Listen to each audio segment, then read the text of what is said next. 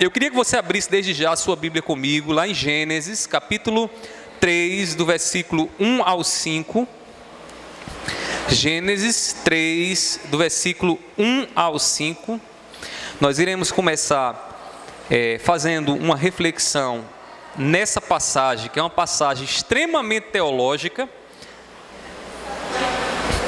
Então, Gênesis, capítulo 3, do versículo 1 a o versículo de número 5. Gênesis 3, do 1 ao 5. Podem sentar, não precisa ficar em pé não, certo? Fiquem sentados com reverência no coração. Gênesis 3, do versículo 1 ao versículo de número 5. Acompanhe na sua Bíblia. Veja que diálogo teológico aqui surge. Diz assim: mas a serpente, mais astuta que todos os animais selvagens que o Senhor Deus tinha feito, disse à mulher: é verdade que Deus disse, não comam do fruto de nenhuma árvore do jardim? A mulher respondeu à serpente: do fruto das árvores do jardim podemos comer, mas do fruto da árvore que está no meio do jardim, Deus disse: vocês não devem comer dele, nem tocar nele, para que não venham a morrer. Então a serpente disse à mulher: é certo que vocês não morrerão, porque Deus sabe que no dia em que dele comerem, os olhos de vocês se abrirão, e como Deus, vocês serão conhecedores do bem e do mal. Aqui nós temos um diálogo extremamente teológico. Antes de nós nos deter um pouco mais nessa passagem, eu queria citar para vocês uma frase de um pensador chamado C.S. Lewis. C.S. Lewis era um cristão, um homem de muitas reflexões. Ele disse o seguinte acerca da teologia: se você não estudar teologia, não significa que você não terá ideias a respeito de Deus. Significa que você terá ideias erradas a respeito de Deus. O que o C.S. Lewis está dizendo aqui, irmãos, é o seguinte: que você não precisa ir para um seminário para ser um teólogo, para fazer uma afirmação teológica. Seja você o mais simples irmãozinho, o mais iletrado dos irmãos, que tem fé em Cristo Jesus, seja o doutor, um PhD, ele faz afirmações teológicas. Agora, a questão é o seguinte: se você não estuda teologia, então as suas afirmações, a sua teologia, certamente terá algo de errado. Será dito algo que não está realmente de acordo com a revelação de Deus e com o que Deus disse. Então, por que a gente estuda teologia? Para lapidar, para aprimorar algo que a gente já faz cotidianamente. Quando, por exemplo, eu encontro alguém orando e dizendo: pastor, a situação está difícil, mas Deus está no controle. Isso é teologia ou não é? Eu estou acreditando, eu estou afirmando que Deus é Senhor da minha vida, que Deus é soberano sobre a minha vida. Então, eu estou fazendo teologia. Agora, quando uma irmãzinha chega como aquela que eu falei para vocês e dizem bem assim: pastor, a minha situação é uma situação difícil porque eu acredito que perdi minha salvação no pecado que eu cometi. Ou seja, Deus me abandonou, o sangue de Jesus foi anulado na minha vida e eu vou para o inferno. Essa afirmação é teológica ou não é? Ela precisou ir para o seminário para dizer isso? Não. Precisou estudar livros e livros para dizer isso? Não. Ela fez essa afirmação. Agora, quando nós estudamos teologia, o que é que a gente faz? A gente vai ver se o que está sendo dito, de fato, é verdadeiro ou não. Então, quando C.S. Lewis diz assim, que significa que você terá ideias erradas a respeito de Deus, é que quando você se preocupa em estudar um pouco mais sobre Deus, da relação de Deus com você, você está estudando teologia e certamente você vai se livrar de muitos erros. A teologia está para o cristão assim como a régua está para o marceneiro. Você já viu o marceneiro usando a régua? Ele mede de um lado, mede do outro, tira um espaço aqui, outro ali, e ele avalia: não, aqui está grande demais, aqui está pequeno demais. É assim que o marceneiro faz quando ele está medindo lá com a trena ou com a régua aquela madeira. Então, imagina o seguinte: a teologia para nós é como uma régua que a gente está medindo. Espera aí, deixa eu ver se o que o pastor está dizendo é verdade. Deixa eu ver se o que eu estou lendo aqui é de acordo com a palavra de Deus, com a revelação da palavra de Deus. Lembra lá dos crentes de Bereia? Os crentes de Bereia, a Bíblia diz que eram tão assim, eles eram tão preocupados com a palavra e com a revelação de Deus, que quando o apóstolo Paulo falava, o que é que eles faziam? Eles ficavam avaliando para ver se o que Paulo estava dizendo era coerente com a palavra. O que é isso? Preocupação com a teologia, preocupação com que se deu, com aquilo que Deus disse, se aquilo que Deus disse de fato é coerente com a verdade, com a realidade das coisas. E aí esse texto que nós acabamos de ler aqui, como eu disse a vocês, é um texto extremamente teológico, e aí a gente já percebe o quê? Que a teologia tem origem no Éden. Ou seja, quando o homem foi criado, ali naquele discurso, naquela conversa entre Satanás e Eva, ali já surge um discurso teológico tremendo. E que eu queria chamar a atenção de vocês, irmãos. Satanás aqui enganou Eva, distorcendo a palavra de Deus. Distorcendo a palavra de Deus. E aí veja o que Satanás fez. Primeiramente, Satanás fez o quê? Acréscimos à palavra de Deus. A teologia errada começa aí, ó. Já começa a colocar pernas, nas palavras de Deus. Começa a colocar, fazer acréscimos àquilo que Deus disse. No versículo 1 diz assim, ó, observe na sua Bíblia, tá certo? Mas na apostila tem esse texto, eu coloquei lá para vocês acompanharem. Mas a serpente, mais astuta que todos os animais selvagens que o Senhor Deus tinha feito, disse à mulher: é verdade que Deus disse, não coma do fruto de nenhuma árvore do jardim. Onde é que está o acréscimo aí, irmãos? Onde foi que Satanás acrescentou palavras à palavra de Deus? Onde foi? Pode dizer. Nenhuma, Deus disse isso. E essa maçã não. Tá, do fruto, Olha aí, ó, olha a teologia aí, ó. Quando eu digo da maçã, peraí, na maçã é o que a Bíblia diz, é o que Deus diz. De onde vem essa teologia? Talvez venha lá da classezinha de catecismo, porque na minha época de catecismo eu fui ensinado de que a maçã era o fruto proibido, Era o fruto proibido, aprendi isso lá.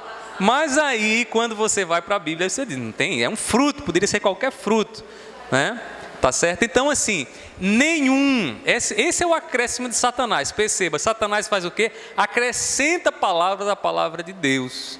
E aí nós percebemos o quê? Que a falsa teologia, ela sempre faz isso, olha. Ela diz algo acerca de Deus, acrescentando coisas a mais do que Deus disse. Que não vem de Deus, mas que vem de onde? Muitas vezes da nossa imaginação, muitas vezes da maneira como a gente acha que deve ser a realidade, dos nossos preconceitos. Agora, detalhe, foi só Satanás quem acrescentou algo às palavras de Deus? Foi só Satanás, o pai da falsa teologia? Não, Eva também fez o mesmo erro. Veja aí o versículo 2 o que diz, versículo 2, diz assim, ó.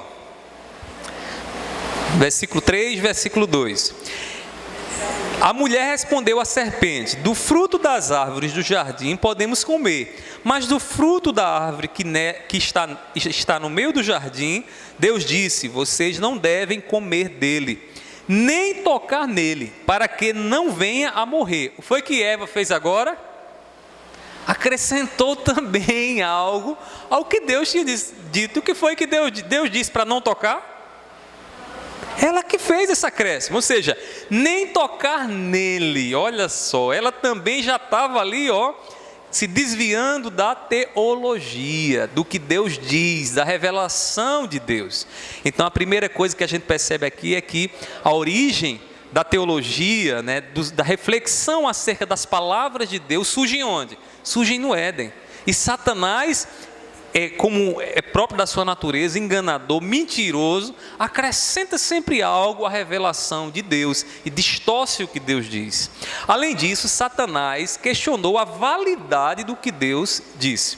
Detalhe, antes da gente prosseguir, a teologia, falsa teologia, aquela que é oriunda de Satanás, ela começa a questionar a veracidade do que Deus tem a dizer. Será que o que Deus disse é verdadeiro mesmo? Será que a gente deve confiar realmente nisso? Eu, vez ou outra, encontro alguém, principalmente os mais novos, que não têm uma fé amadurecida. Não sei se o pastor Marcos encontra lá na sua igreja, mas o crente, quando ele não tem a fé amadurecida, o que é que acontece? Ele começa a fazer questionamentos e validar, e põe em xeque, se realmente o que Deus diz é verdadeiro. Espera aí, o que Deus está dizendo é verdadeiro ou não é? né? E vez ou outra eu encontro pessoas assim. Será que o que Deus disse realmente é verdadeiro? E aí observe que Satanás, lá no Éden, no texto que a gente leu, capítulo 3, do versículo 1 ao 5, Satanás faz o quê? Começa a questionar. É verdade isso que Deus está dizendo? Acompanhe na sua apostila aí. Versículo 4, veja o que diz. Então a serpente disse à mulher: é certo que vocês não morrerão. Foi o que Deus havia dito. Deus disse: se vocês comerem do fruto da árvore do bem e do mal, certamente vocês vão morrer. Vocês vão morrer, não tem escapatória para vocês. Aí Satanás vem agora e diz o quê? Certamente vocês não morrerão. O que foi que Satanás fez? Senão colocar em xeque a afirmação de Deus. Pastor, o que é que isso tem a ver com teologia? Tem tudo a ver com teologia. Sabe por quê? Deus revela a sua vontade, Deus diz como é que as coisas são, Deus diz a realidade do mundo, e Satanás faz o quê? Questiona, porque diz, o que Deus diz não é verdadeiro, né?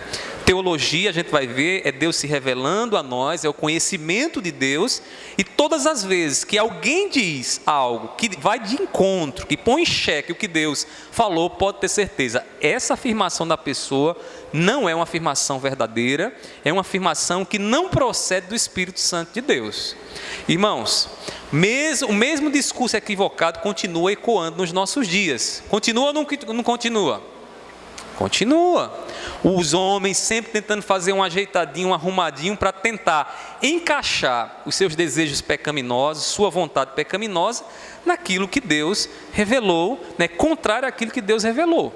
Vocês podem citar um exemplo de alguma coisa que é teologicamente acomodado às palavras de Deus, mas que Deus não revelou sobre aquilo ali? Que Deus não falou que aquilo ali ia ser daquela forma? Vocês têm algum pensamento aí? Tem não? O que é que vocês acham, por exemplo, de uma filosofia, né, filosofia que influencia a teologia, que diz o seguinte, que pecado é opressão social. Pecado é todas as vezes que um homem entra em uma relação com outro homem para oprimir ele, para fazer um mal a ele.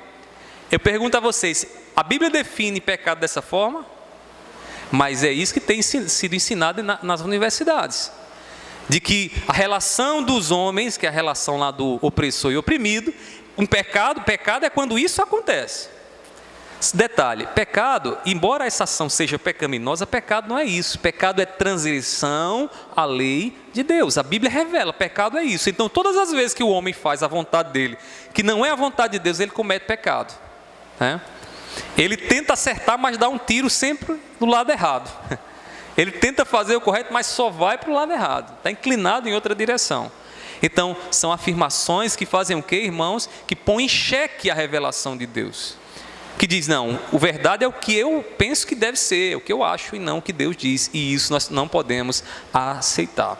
Nessa manhã, o que é que nós iremos mostrar a vocês? Nós iremos mostrar a seguinte tese, irmãos. Que uma boa teologia é imprescindível para nós, desde que beba de forma adequada das fontes de revelação divina. Então, o que eu queria dizer para vocês nessa manhã, que a gente vai sair daqui com ensinamento, é o seguinte, que não tem como você dizer, eu não quero saber de teologia, porque você vai fazer teologia.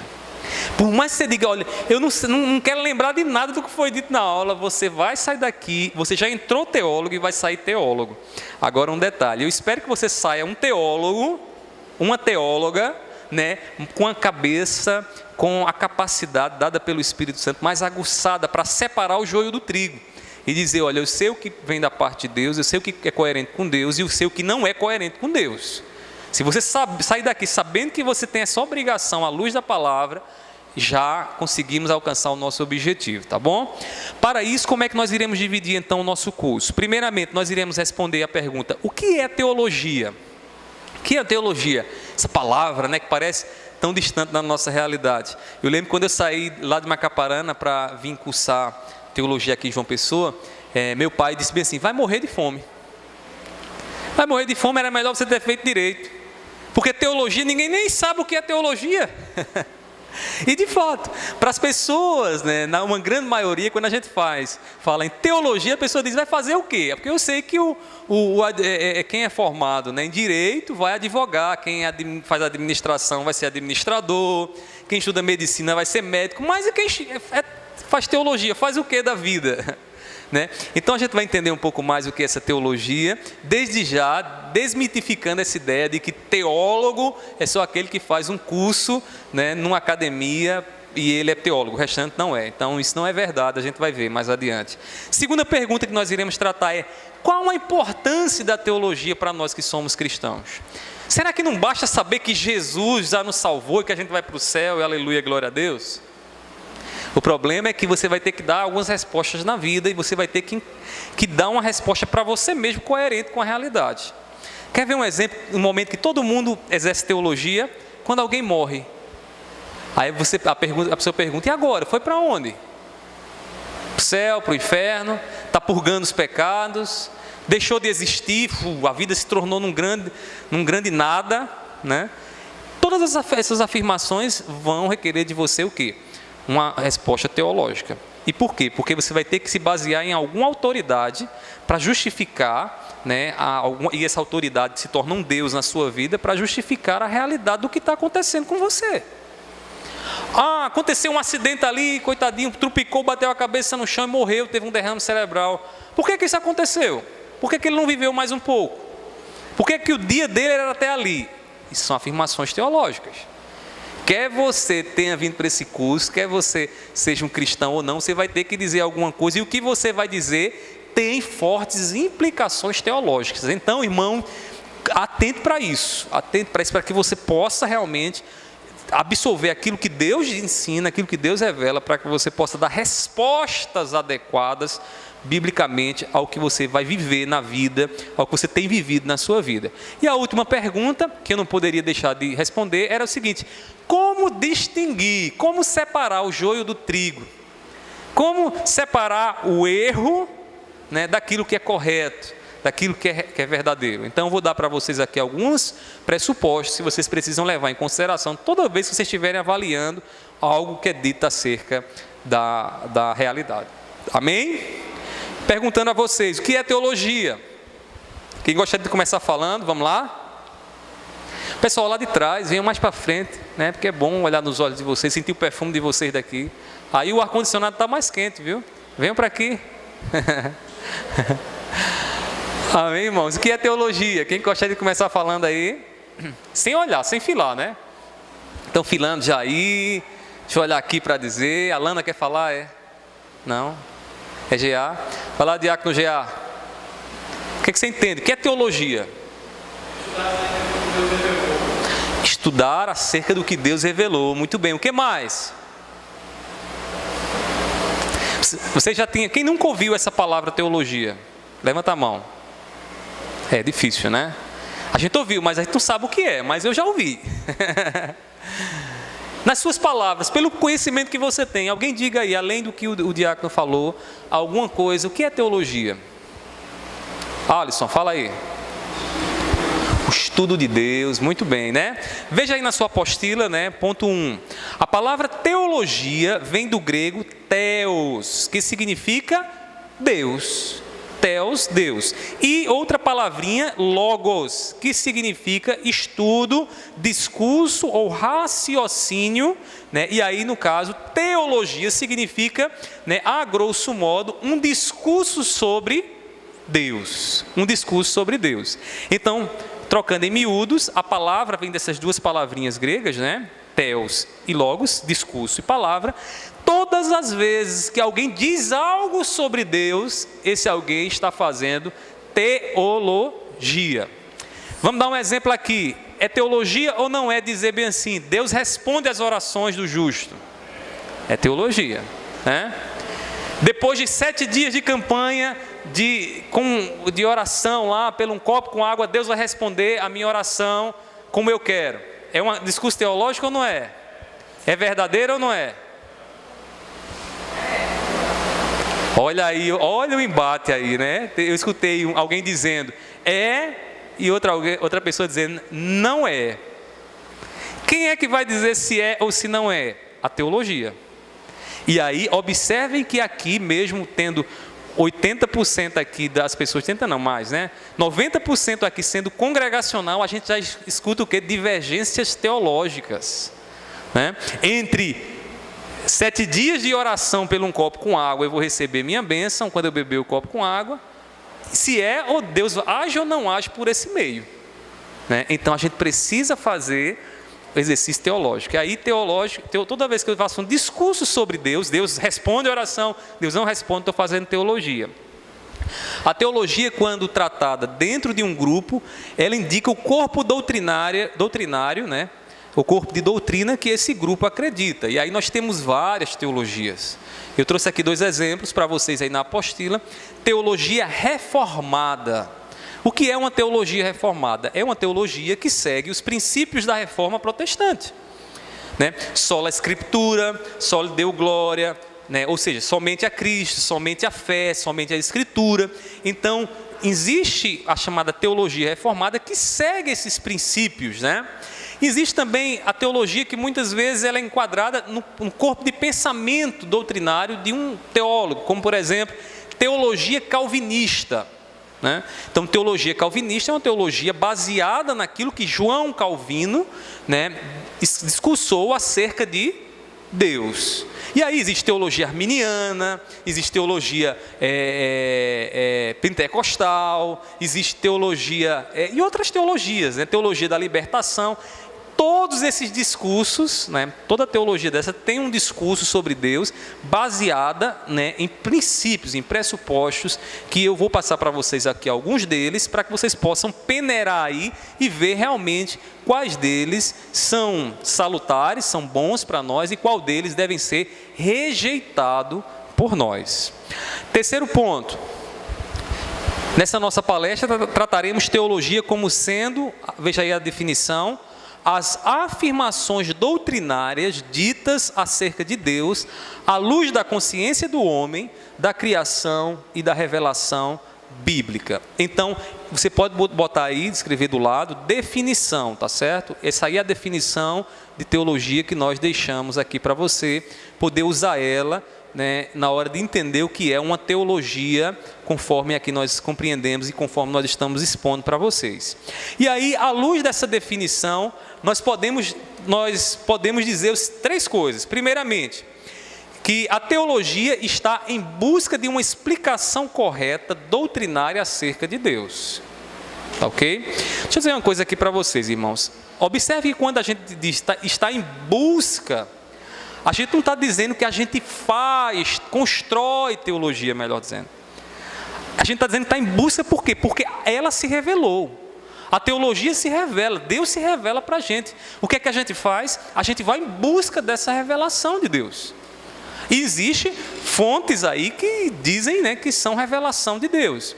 Por exemplo, teve uma época aqui em João Pessoa que era muito comum existir casas, locais, onde pessoas estavam ali, né, e elas mesmas advogavam a si mesmas, dizendo que eram profetas de Deus e que tinham a palavra de Deus. Então, o que é que essas pessoas faziam? Elas, na sua casa, diziam o seguinte: venham para a minha casa porque Deus vai falar para você. E as pessoas simplesmente abandonavam a Escritura, iam mais interessadas na palavra que aquela pessoa tinha a dizer do que na palavra de Deus. E aí o que é que acontecia? Chegava lá, a pessoa escutava muita coisa, e meio a isso, infelizmente, né, acontecia lá as chamadas profetadas, onde era dito algo vindo da parte de Deus ou de Deus, que não condizia com a verdade, que não condizia com a revelação de Deus. Perceba, a gente está em busca de ouvir a Deus, a gente está buscando a Deus. Quando eu vou buscar a Deus, primeiro, eu creio que Deus se revela. Qual é o nosso problema? O nosso problema é que a gente pode estar bebendo de um lugar errado. É que a gente pode estar se alimentando de uma fonte inadequada. De uma fonte inadequada. Vou dar um exemplo para você que lembra a minha infância. Lá no interior do Piauí, quando eu era pequeno, morava numa cidadezinha chamada Simões, e nós íamos ao pé da serra. Era um sítiozinho do nosso avô, e lá, como é um lugar muito quente, o que é que acontece? A água, ela é embarreirada. A água cai das encostas e fica junto num barreiro. E a água do barreiro, irmãos, é uma água turva, você não vê o fundo dele, é uma água amarelada assim e tal. E essa água, na nossa época, a gente bebia porque era a melhor água que tinha. A gente estava com sede, a gente ia até ela e bebia aquela água do barreiro. Só que se você tem a água do barreiro e você tem uma água cristalina, uma água potável, né, ali, você tem que pesar qual é a melhor água que eu vou beber. Óbvio que é a água cristalina, a água potável, e não a água do barreiro, né? Então, às vezes o que acontece é isso, nós estamos de fato, todos nós buscamos uma orientação de Deus, mas às vezes estamos buscando beber de barreiro quando poderíamos beber da água potável. Aí você diz, pastor, e onde é que eu encontro essa água potável? Onde é que Deus de fato se revela, sem sombra de dúvida, sem deixar a minha mente cheia de interrogação diante do que é verdadeiro? Onde é que Deus se revela, irmãos? Na palavra. Olha só como a gente já revela um princípio na nossa teologia. Só a Escritura, ou seja, somente a Escritura. Se Deus se revela pela palavra, é a palavra que é a vara de medir. É por meio dela que eu digo, peraí, deixa eu ver se a verdade é verdade ou não aquilo que está sendo dito. Certo? Aí detalhe, pastor, e pode haver a possibilidade de Deus revelar-se de outras maneiras? Eu acredito que Deus usa, irmãos, intuitivamente pessoas no exercício de um dom, né, para trazer uma revelação, para dizer algo acerca da verdade. Agora, nada do que é dito por essas pessoas pode estar acima da palavra. E aí nós precisamos usar o quê? A palavra para medir e dizer, opa, isso aqui é verdade ou não é? Por exemplo, alguém que diz, olha, Deus está dizendo para você que você deve se separar do seu marido. Porque seu marido vai dormir, toda vez o bichinho não toma nem um banho. Se separe dele, Deus está dizendo. Você acreditaria que é Deus que está dizendo, né? A pessoa dissesse para você? Por quê? Porque não é bíblico. Só porque o indivíduo tem, né, o título lá, alguém deu o título dele de profeta e tal. Então a gente precisa usar a palavra de Deus como vara de medida. Tá certo, irmãos? Então, primeira coisa dita acerca dessa definição é que teologia, né, está em busca de uma explicação correta, acerca de Deus. Além disso, a teologia a qual nós nos referimos é aquela que flui do estudo cuidadoso das fontes de revelação. Deixa eu explicar aqui a palavrinha revelação para vocês, talvez não seja tão familiar de alguns. Revelação, a ideia literal é o seguinte, é tirar o véu que cobre algo. Imagina o seguinte, uma mulher com um véu sobre o rosto, né, o indivíduo vai casar com ela, aí no momento do casamento, ele vai descobrir quem é aquela mulher. Então o que é que ele faz? Ele tira o véu dela, né, e vê toda a beleza da face dela. Esse ato de tirar o véu é um ato de revelação, ou seja, tirar o véu, descobrir, perceber o que está do outro lado daquilo que está encoberto. Então, o Deus a quem nós servimos, Ele se revelou. Ele não é fruto da nossa imaginação, eu criei Deus. Lá na universidade, é muito comum, aqueles que são universitários aqui, vocês já devem ter ouvido sobre isso, atribuir a questão da igreja, a questão da teologia, a pensamentos, a reflexões culturais. Então, o indivíduo simplesmente começou a pensar acerca de uma necessidade profunda, e aí ele sugeriu que existia um Deus. E aí, nesse caso, a teologia é fruto do quê? Da construção humana.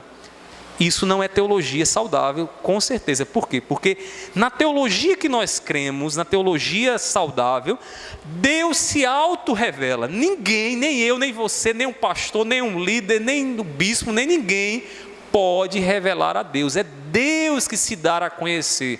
É Deus, no ato de graça, que diz assim, irmã Janete, eu vou te revelar quem eu sou. Você não precisa fazer nada não, eu vou fazer isso. Eu não dependo da capacidade intelectual que você tem. Eu dependo da minha própria vontade, porque eu sou autossuficiente e eu me revelo. Então, a revelação de Deus é isso. É Deus tirando o véu de si mesmo para dizer a mim e a você quem Ele é. E aí existem três fontes de revelação. Eu queria ver se vocês estão bons em teologia. Consciência do homem. Essas três fontes são fontes de revelação. A fonte, ela faz o quê? Ela jorra algo dela, né? Ela faz as coisas fluírem dela. Então eu queria destacar aqui as duas delas. Primeiro, vamos pensar aqui com relação à consciência do homem. Sabe aquele vizinho que você tem, que ele diz para você assim: ah, eu não bebo, eu não fumo, eu não vou para festa, eu não acredito que Deus vai me lançar no inferno. Eu não acredito que Deus vai me lançar no inferno. Por quê? Porque eu sei que é errado, tá vendo? Quem já viu trair, adulterar a esposa, isso não existe. Ele nunca foi a uma igreja, ele nunca leu a Bíblia, mas ele faz isso, ele fala disso, e eu pergunto a vocês: isso que ele está dizendo é verdadeiro ou é falso? É falso, irmãos? Dizer que não beber é bom? É falso isso ou é verdadeiro? Se prostituir é bom ou ruim? É ruim. Agora, quando uma pessoa que nunca veio à igreja, nunca leu a Bíblia, diz isso, isso é bom ou ruim? Ainda é bom. Ainda é bom. Agora, por que esse indivíduo que nunca veio à igreja disse que é bom? Porque existe a consciência que Deus colocou em nós, que é uma capacidade de julgar as coisas boas e ruins. E eu vou dizer algo a você: graças a Deus por isso, porque senão esse mundo seria inabitável. Porque Deus não tirou do homem tudo aquilo que é bom. Quando o homem pecou, ficou resquícios dentro do homem, que o homem pode fazer coisas boas ainda, ele pode ser uma pessoa ética, boa, tal. Então, a consciência do homem revela o quê? Por que esse homem acha, por exemplo, por que todo indivíduo, ele sabe que tirar a vida do outro não é algo bom? Não precisa ser cristão para saber disso. Porque Deus colocou em seu coração, certo? Independente dele frequentar a igreja ou não, a consciência que revela o quê? Atributos do próprio Deus. Atributos de que Deus não quer que o homem tire a vida. Lembra lá na revelação dos mandamentos? Não matarás. Deus não quer que o homem mate o outro. E o homem sabe disso, não é quando ele lê a Bíblia, não. É no próprio coração dele, ele sabe. E aí, eu vou dizer mais. Falar mentira é bom ou ruim? Ruim. O homem sabe que é bom ou ruim só porque ele vem para a igreja? Fora da igreja ele sabe que a mentira é ruim. E mesmo que ele diga bem assim: ah, para mim tanto faz falar a verdade como a mentira. Se alguém fala uma mentira contra ele, ele não vai gostar. E isso já revela no coração dele de que ele não gosta de mentira. Agora, quem colocou isso no coração dele? Deus. Então, qual é a primeira fonte de revelação? A consciência. Isso é bíblico? Veja o que a Bíblia diz. Por favor, alguém abra e leia Romanos capítulo 2, versículo 15. Pode ler em voz alta.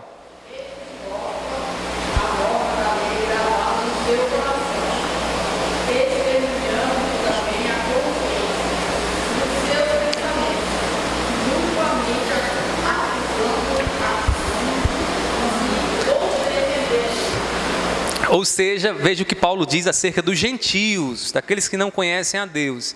Estes mostram a obra da lei gravada no coração. Deixa eu dizer uma coisa para vocês. Sabe aquela criancinha, por exemplo, a Ana Carolina aqui, ela ainda não tem consciência da Bíblia. Ela não entende a Bíblia porque ela é pequena, ela não tem ainda essa capacidade de compreender. Mas Deus já colocou no coração dela o quê? A lei dele gravada no coração dela. Agora, deixa eu lhe dizer uma coisa. Então se ela já tem a lei gravada no coração dela, então para que ela vinha à igreja? Basta ela se guiar pela consciência. A consciência não pode nos guiar a Cristo Jesus.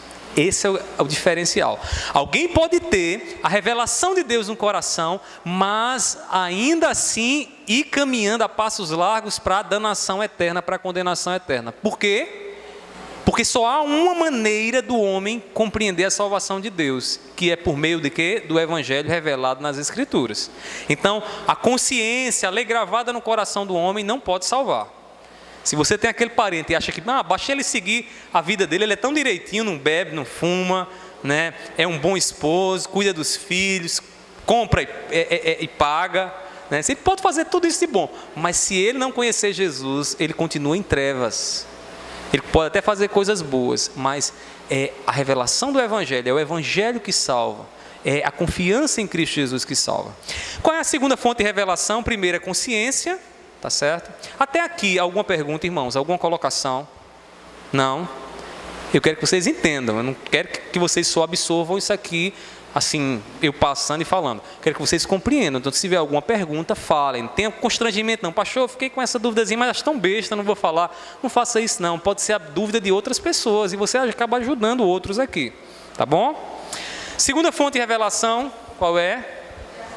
Criação. Já foram ali Cabo Branco, né? Ali em frente ao apartamento do presbítero Gesso. Sentaram ali, aquela brisazinha maravilhosa, né? Aquela imensidão de areia, aquele mar ali, perfeito. Você vê que o mar vem todo dia, né? Bate lá, a água não passa dali, né? Existe a tábua da maré que regula ali. O homem já percebeu que Deus, na sua sabedoria, colocou o quê? Um limite para o mar não passa dali, e todo dia aquilo ali vai e vem, e você começa a observar com mais atenção, e você começa a perceber o quê? Que a natureza tem coisas grandiosas demais, né? Por exemplo, eu olho para a lua. Esses dias eu vinha de casa, quando eu subi e cheguei na frente da igreja, que eu olhei para ali, irmãos, uma lua parecia coisa de quadro, né? Pintada assim, nem o homem deve em algum momento ter pegado aquilo ali e pintado, né? De forma muito bonita, mas estava linda, linda, linda. E eu disse, meu Deus, tu és maravilhoso. Sabe por que eu disse isso? Porque ninguém, nenhum homem tem a capacidade de colocar a lua naquela posição e dar aquele contraste de cores e beleza que só a natureza dá. Quando eu olho para a lua e vejo esse contraste na natureza, o que é que eu vejo? Eu não posso acreditar que uma força louca, né, o acaso colocou a lua lá. Que micro-organismos desenvolveram e criaram uma inteligência a ponto de colocar uma lua com a perfeição daquela ali, revelando uma coisa tão grandiosa. E aí, com essas reflexões, o que é que acontece? Eu sou levado a crer num Deus, Criador dos céus e da terra, que pega a criação e diz, olha que lua, olha aqui minha mão, olha como eu sou minha mente. Quando eu olho para o mar e vejo aquelas ondas quebrando todos os dias lá, praticamente no mesmo lugar, o mar subindo e descendo, né? Quando eu vejo a organização do nosso próprio corpo, irmãos, nós temos bilhões de células em nós, funcionando agora, nesse exato momento, todas em perfeição, porque se uma delas deixar de funcionar direito, você vai ter um câncer, ou você pode morrer. E está tudo funcionando agora perfeitamente, bilhões de células, com inteligência para cumprir a função que Deus Criador estabeleceu. Eu não posso acreditar que o universo veio do acaso. Eu não posso acreditar que o universo foi uma evolução de micro-organismo. Então, essa reflexão me leva ao quê? A supor a existência de um ser criador. De um ser criador. Para fazer essa suposição, eu preciso vir a uma igreja, eu preciso frequentar a escola dominical, eu preciso ler a Bíblia. Para fazer essa suposição, eu tenho que vir à igreja, tenho que ler a Bíblia? Tenho não, irmãos? Tenho não, Niédia? Por que não? E todo mundo concorda? A teóloga Niédia está correta?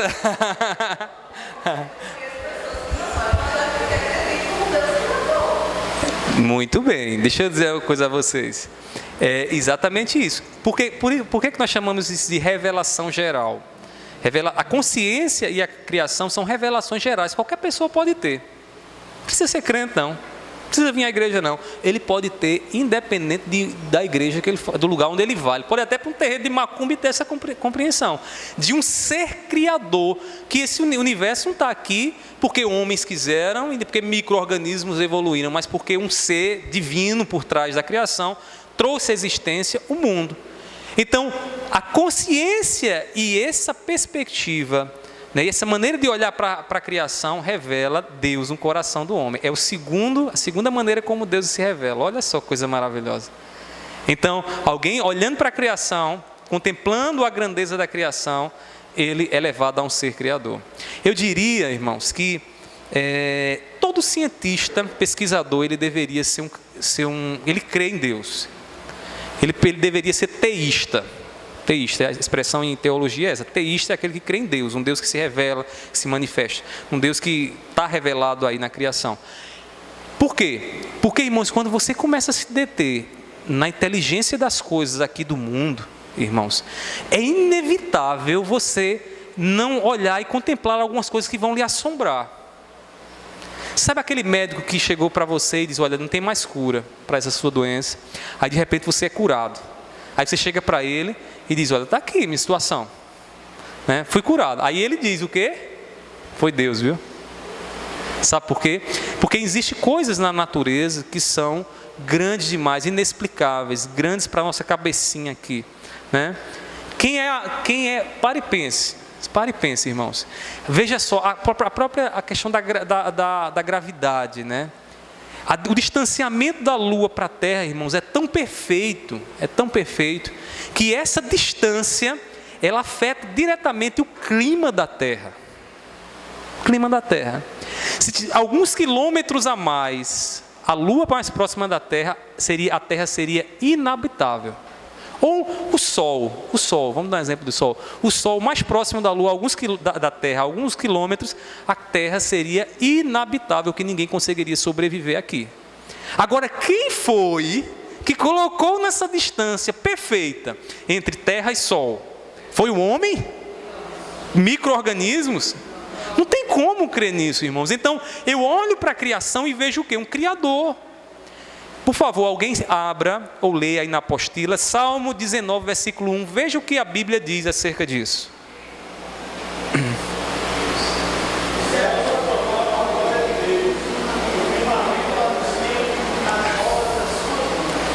O que é que o salmista está dizendo? Eu olho para o céu e o céu está revelando quem? A glória de Deus. Está revelando, olha, Deus dizendo, olha como eu sou sábio, olha o meu poder, veja como eu sou grandioso, olha para a criação. Ah, mas eu não tenho tempo de ir lá no Cabo Branco, na praia. Chega em casa, se olha diante do espelho e perceba cada função que o teu corpo tem, né? Perceba como os teus cílios protegem, né, os teus olhos dos raios ultravioletas. Perceba como tua sobrancelha livra teus olhos de serem afetados pelo suor, pelos líquidos que escorrem sobre a tua cabeça. Perceba como o dedo mindinho do teu pé serve no equilíbrio do teu corpo. E aí você começa, não tem como eu olhar para isso, para essa criação e dizer, isso aí veio do acaso, do nada. Não tem como, né? Existe uma teoria, né, do design inteligente, hoje já tem ganhado um certo espaço na academia, nas universidades, e que propõe isso. Existe um ser inteligente por trás da criação. Essa teoria não é nova, já é de muito tempo, está na Bíblia, né? De um Deus que está por trás da criação e que se dá a conhecer. Então, primeira fonte de revelação, consciência. Segundo, criação. Ambas são revelação geral, porque qualquer pessoa pode ter, tá certo? Qualquer pessoa pode ter. Agora, existe uma terceira, né, fonte e última, porque se passar daí já complicou tudo, né? Se tiver uma quarta fonte aí, já complica a situação. Qual é a quarta fonte de revelação que Deus se mostra? As Escrituras, a Bíblia Sagrada. Por favor, alguém leia 2 Timóteo 3, versículos 16 e 17. 2 Timóteo 3, 16 e 17. Pode acompanhar na apostila.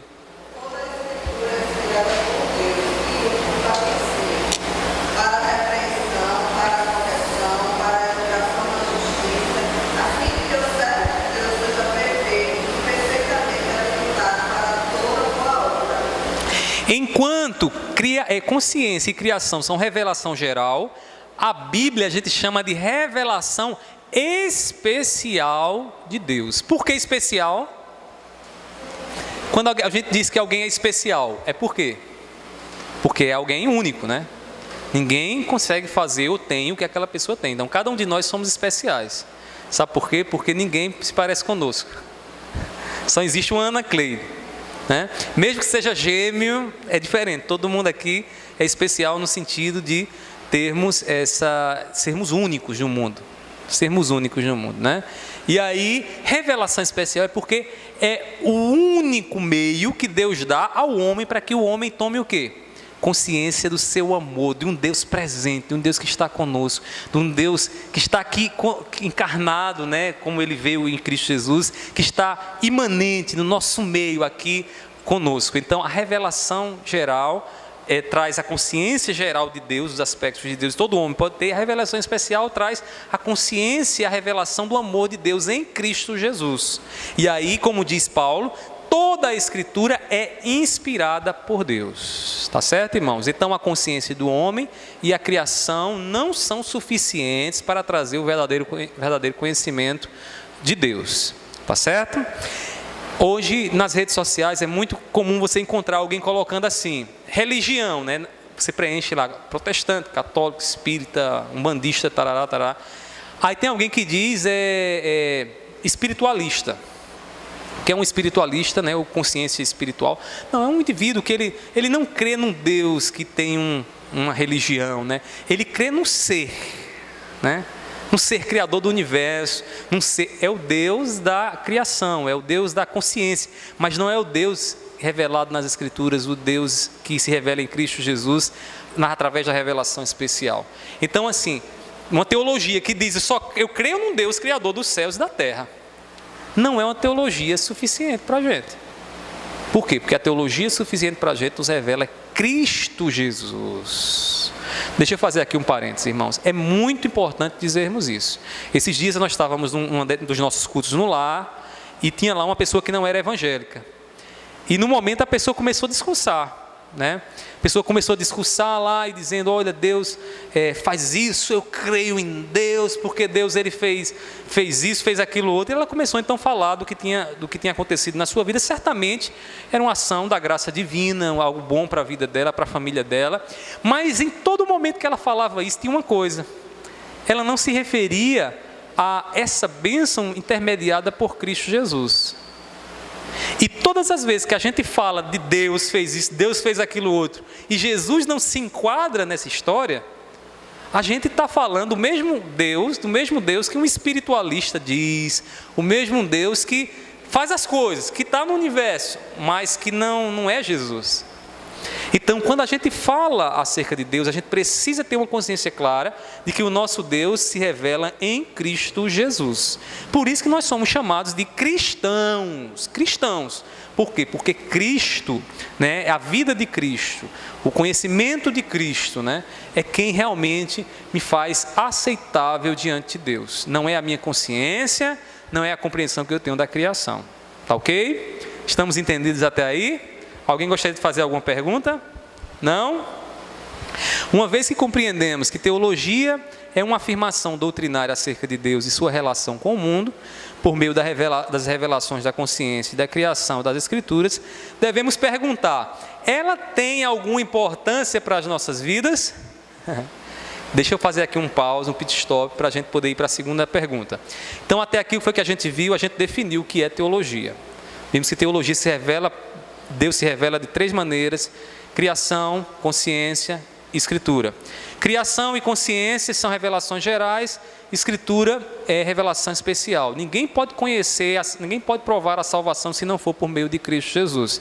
E Cristo Jesus só se conhece por meio da Bíblia Sagrada, tá certo? Então, se você não lê a Bíblia, se você não busca nas Escrituras conhecer Jesus, você não vai entender, você não vai compreender o Evangelho.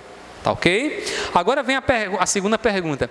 Pastor, para que eu quero teologia? Para que isso me serve, pastor? Não basta para mim saber que Jesus morreu por mim? Não basta saber que Jesus vai me levar para o céu? Se alguém dissesse isso para vocês, o que é que vocês responderiam? O que é que vocês responderiam? Amanda, o que é que você diria?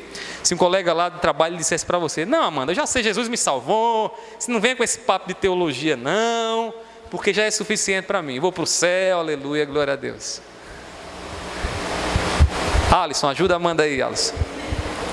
Teólogo, Alisson.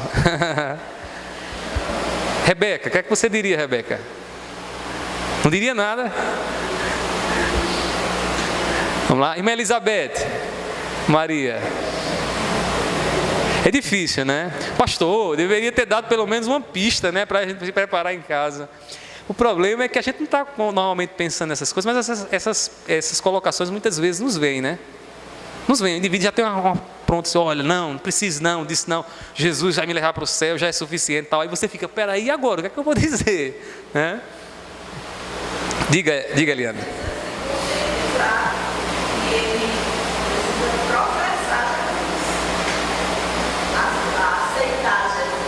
Certo. Para que ele tenha certeza da A Eliane está dizendo o seguinte: se alguém dissesse isso para ela, ela ia dizer, olha, você precisa, não basta você dizer, você precisa professar, né? O que seria esse professar? Dizer mais e mais vezes? Dizer para Jesus, me entregar, Senhor, eu quero que a partir de hoje o Senhor seja o Senhor da minha vida, eu entrego a minha vida a Ti. Certo, tudo bem. Agora, onde é que entra a teologia nisso?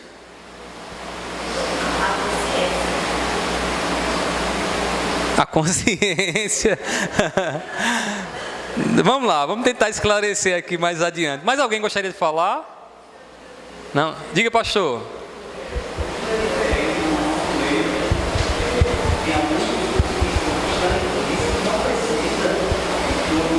É.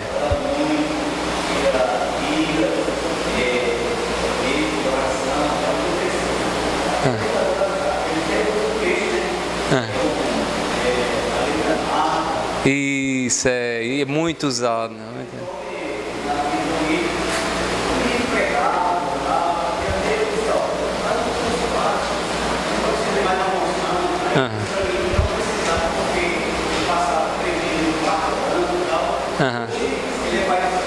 E eita, meu Deus, é lamentável, né, rapaz?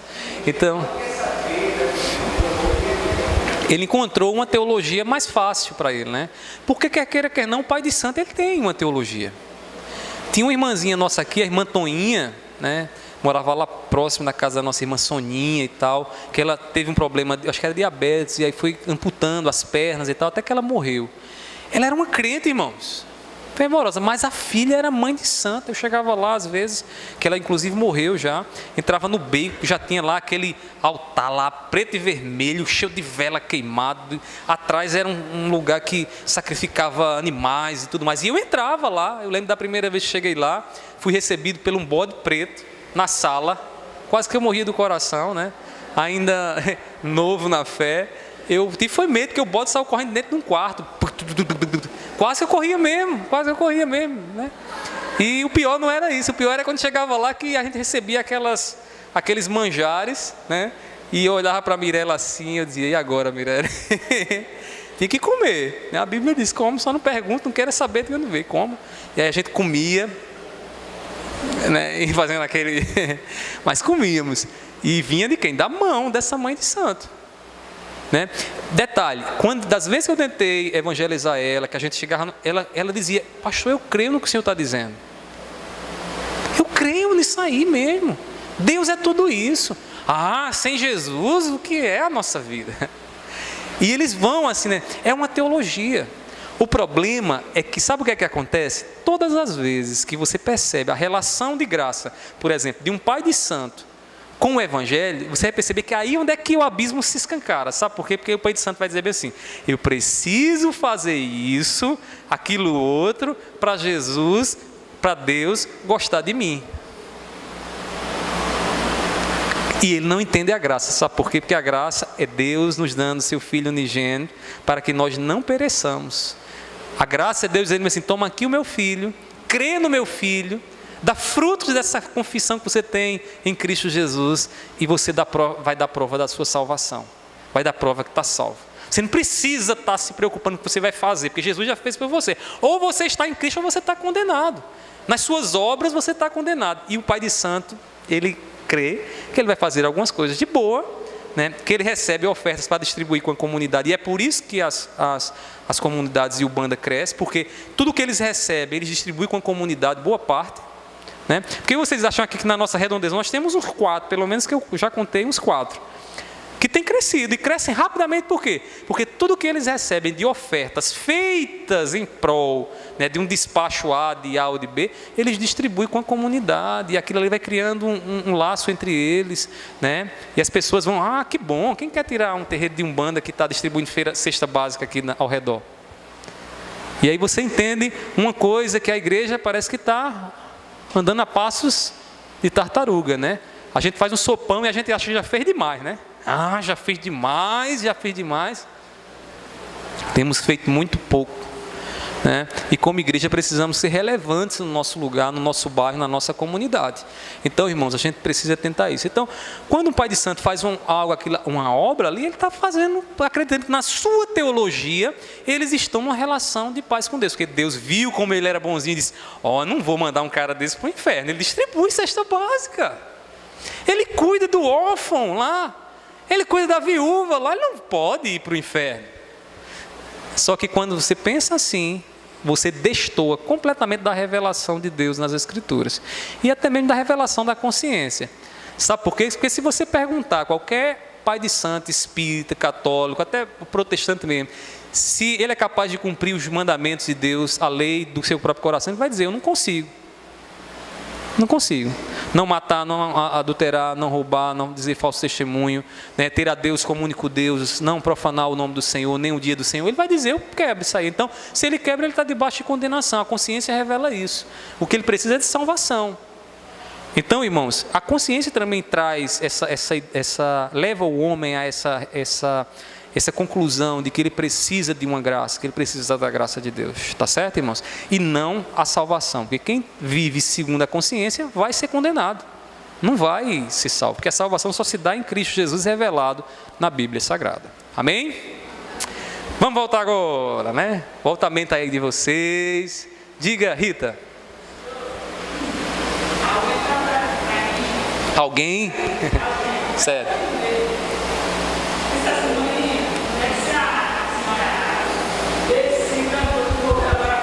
Uhum. Sim.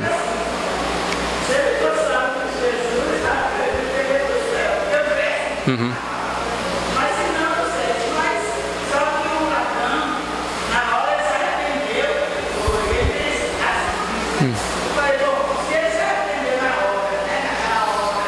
Uhum.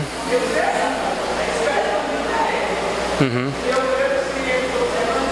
É verdade, é um questionamento, né, que é feito. E esses dias agora, com a morte desse cantor aí, o Gabriel Diniz, muitos questionamentos foram feitos acerca disso. Agora detalhe, irmãos. Jesus disse, eu sou o caminho, ninguém vem ao Pai senão por mim. Se ele foi salvo, eu não tenho como dizer isso. Eu não sei qual foi a última profissão, se um dia ele ouviu o evangelho de alguém, e naquele último momento, quando o avião estava caindo, ele pensou, Senhor, e agora eu compreendo que eu preciso te amar, e morreu. Né? E já não teve tempo para fazer obras de justiça. Eu não sei dizer isso. Mas eu posso afirmar com toda certeza, teologicamente, que não existe um outro caminho até Deus, senão só Jesus. Não existe outro caminho, só Jesus. Certo? Se ele foi salvo, eu não tenho condições de dizer isso. Eu não tenho condições de dizer isso. Deus é quem sabe, no sentido de que Deus é quem sabe, no sentido de se ele fez a profissão ou não. Mas que o caminho que ele chegou até Deus, e se ele chegou foi por Jesus, eu tenho certeza que foi, porque não tem outro caminho para chegar até Deus. Pelas obras dele, né? Porque quando alguém morre, né, aí a mídia destaca, ele fazia muito isso, muitas obras, para poder assim salvar o indivíduo, né? Salvar o legado dele aqui na existência, para que ele possa ter uma existência tranquila, né, do outro lado. Então ele deu muitas obras, ele ajudou demais, era um menino bom, alegre, que trazia ânimo ao coração. Você vê alguém falando contrário disso na mídia? Eu estou dando aqui um choque de realidade, irmãos. A mídia faz isso, qualquer um que morrer na mídia pode ser o pior de todos, mas eles vão enfatizar isso aí, né? Ou como nós enfatizamos o momento da morte, qualquer pessoa, a reputação dela, de bom que ela tinha, né? Então, irmãos, isso acontece para salvar o legado dele, mas para salvar diante de Deus, depois da morte, segue-se o juízo. Enquanto estivermos vida aqui, temos condições de fazer uma profissão de fé. Depois daqui, acabou-se. Tá certo? E se ele foi salvo, pode ter certeza, irmã Rita, que foi salvo porque creu em Jesus. Porque creu em Jesus. Amém? Então vamos lá. Qual a importância da teologia? Volta aí para a apostila. Vez ou outra encontramos alguém chateado com a teologia por acreditar que ela só traz problema. Ah, pastor, estudar teologia, racha a igreja. Esse é um instrumento de Satanás, porque vai ter sempre o de Paulo e os de Apolo. Então, para que a gente vai estudar teologia? Né? As alegações que podemos ouvir são as seguintes. Vocês já ouviram essa aqui? Teologia só gera divisão e partidarismo. Né? Para esses, a teologia só serve para enfraquecer a igreja. Até porque, como disse Jesus acerca do reino de Satanás, um reino dividido não subsiste. E quem é que quer dividir o reino para que o reino não tenha como sobreviver?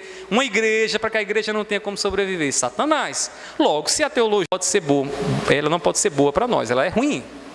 Veja a conclusão que a gente escuta por aí. Outra colocações, outra alegação. Teologia esfria o crente. Ela era uma mulher de oração, pastor. Estava lá, círculo de oração, orava muito. Começou a estudar, virou o quê? Um crítico, cético, não acredita mais em nada. Diz, eu não sei como é que vocês oram tanto, né? Irmãos, em consequência disso, essas pessoas, né, que acreditam assim e que agem assim, melhor dizendo, elas diminuem períodos de oração, e aí as pessoas começam a perceber que ele se tornou um crítico em vez de um adorador. Deixa eu confessar aqui um pecado meu. Assim que eu terminei o seminário, eu era muito crítico, muito crítico. E até que Deus trabalhou isso em mim. Por quê? Porque quando eu saí do seminário e voltei à minha vida normal de igreja, né, porque eu passei 4 anos estudando, né, na época do seminário, e na época que eu estudava, eu era internado praticamente, né? Era de casa para o seminário, do seminário para casa, estudando o tempo todo. E a gente tinha muito pouco contato com a igreja durante o período da semana. Então, o que acontecia? Quando chegava no fim de semana, que a gente ia para uma igreja, a gente ia para pregar. Quando eu chegava na igreja que não ia pregar, aí eu ativava todo o conhecimento que eu tinha adquirido durante a semana para perceber se o que o indivíduo estava dizendo era coerente com o que eu tinha estudado ou não. E o que aconteceu comigo, irmãos? Eu comecei a perceber que eu já não estava mais com aquela sensibilidade para perceber a maneira como Deus falava, né, naquilo que era dito, porque eu estava mais preocupado em ver a lógica do que estava sendo dito, do que em perceber aquela palavra como palavra de Deus. E quando eu ativava então só a razão, porque eu preciso ativar a razão e as minhas emoções, abrir meu coração para o que está sendo dito, né? O que acontecia? Eu virava um crítico, entrava na igreja e saía do mesmo jeito. E de fato, as pessoas quando diziam que o crente esfria, eles dizem nesse sentido. A pessoa que vai para a igreja só ativa a razão, não quer saber não abre o coração para perceber o que Deus está falando à luz do que está vivendo. Esses dias eu conversava isso com um colega meu, né? Ele terminou o seminário, ele dizia-me assim, pastor, isso é interessante.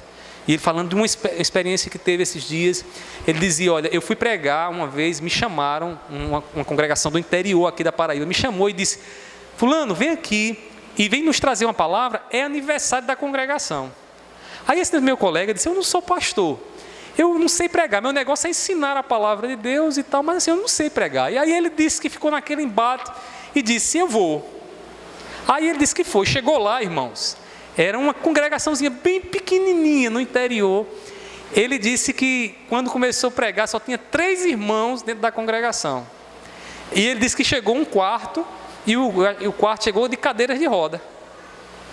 Aí tudo bem, ele pregou, terminou e disse, aí chegou para o dirigente e disse, olha meu irmão, tá vendo, eu não sou pregador, estou aqui só para trazer uma reflexão, uma mensagem, algo que Deus colocou no meu coração, eu não sou pregador. Aí ele disse que sentou. Quando foi no final do culto, o cadeirante chegou com um biscoitozinho de lado, ele estava com uma caixinha de biscoito, e disse, meu irmãozinho, vem aqui. Aí ele disse que foi, chegou lá, aí ele, diga meu irmão, olha, eu estou dando aqui para você. Aí deu um pacote de biscoito a ele. Aí ele disse que pegou o pacote de biscoito e tudo mais, aí perguntou quem era o irmão, né? Aí ele disse, eu sou o irmão que fundei a igreja lá aí disse onde era o lugar que o irmão trabalha, lá no tal lugar. Aí ele disse que saiu para casa, tudo bem, com um pacote de biscoito na mão, era a oferta que ele recebeu para ir lá e receber, a igreja dar uma oferta, deram um pacote de biscoito. Aí ele disse que quando vinha chegando aqui em João Pessoa, veja como é a sensibilidade do Espírito, Deus fez ele perceber algo que ele não tinha percebido no momento que ele recebeu o biscoito. E o que foi? Aquele irmão cadeirante que estava lá, Deus havia determinado aquele momento, né? E foi uma sensibilidade que eu ainda me arrepio quando eu escuto. Quando ele chegou lá, que pregou e ficou aquela coisa, 3 pessoas, né? No interior e tal. Quando ele disse que quando vinha no caminho, chegou aqui, e chegando aqui em Tibiri, estava ele e a esposa dele, e Deus colocou isso no coração dele. Sabe por que você foi para ali? para que aquele meu servo, o cadeirante, pudesse ver um fruto do trabalho que ele plantou. Para que você pudesse alegrar o coração dele, porque ele saiu de lá e aí ele entendeu. Ele disse: Senhor, eu disse para ele que eu sou da congregação que ele fundou. Ele saiu de lá e não viu fruto nenhum, mas agora Deus me reservou um culto no interior, lá nas Cochicholas, para que ele pudesse me ver e dizer: eu estou vendo um fruto do meu trabalho. E me dá um pacote de biscoito. Aí ele disse que caiu num pranto, começou a chorar. E aí foi que ele percebeu, irmãos, sensibilidade para perceber Deus falando nas coisas. Não foi só uma questão de razão, é sensibilidade. E aí ele disse que chegou em casa muito maravilhado com isso, porque Deus havia dito: olha, eu te levei lá para que meu servo pudesse se alegrar com toda a aflição que ele está passando com a saúde dele, pudesse saber que o trabalho dele não foi vão, que ele plantou e está aqui um fruto dele. O que é isso, irmãos? Sensibilidade. E às vezes, realmente, muitos que estudam teologia perdem essa sensibilidade. Por quê? Porque usam apenas a razão, né? E não se deixam se envolver com o Deus que age, o Deus imanente, que está aqui, falando, mostrando, dando lições, alegrando o coração. Então a gente precisa ter cuidado com relação a isso. Mas diga-se imediatamente, né, que teologia não serve para isso, nem para dividir igreja, nem para esfriar o crente. Será que é para isso mesmo que ela serve? De jeito nenhum.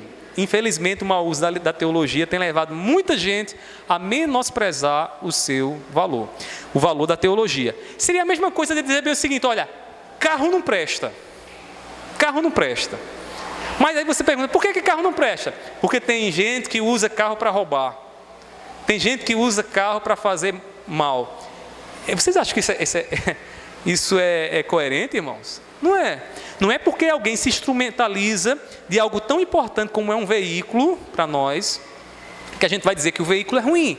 Do mesmo jeito, eu não posso dizer que teologia é ruim, porque alguns se utilizam da teologia, né, de forma fria, para rachar, para dividir, para criar inimizade com outras pessoas. Então a gente tem que ter muito cuidado antes de sair taxando e dizendo que teologia não presta. Tá bom, irmãos? É bom ter cuidado com relação a isso. E aí é importante dizer que teologia, ponto 3, teologia deve estar a serviço da igreja. Olhe, teologia que é feita fora do convívio da igreja é um problema. Eu vou dizer por que é um problema. Porque teologia, primeiro, é feita para orientar e guiar a igreja. Quando alguém sai do convívio da igreja e começa a fazer teologia, ele não tem compromisso com a igreja, irmãos. E uma vez que não tem compromisso com a igreja, essa teologia dele não pode fazer bem à igreja.